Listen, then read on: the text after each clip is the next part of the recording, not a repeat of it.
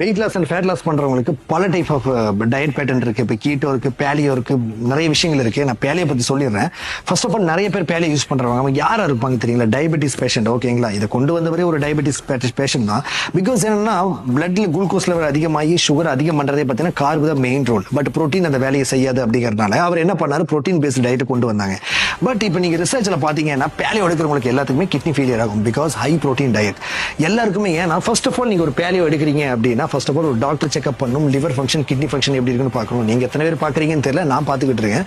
So அந்த மாதிரி பண்ணதுக்கு அப்புறம் நீங்க போகணும். அதுவும் ஹை புரோட்டீன் டயட் போக வேண்டிய அவசியம் இல்லை. நீங்க ஹை புரோட்டீன் டயட் போகும்போது ஓவர் லோட் ஆகும், லிவர் லோட் ஆகும், எனர்ஜி வந்து கிட்னி ஜென்ரேட் பண்ணும். தென் அதுல இருந்து கிரியேட்னைன் இன்க்ரீஸ் ஆகும். இந்த மாதிரி பல விஷயங்கள் இருக்கு.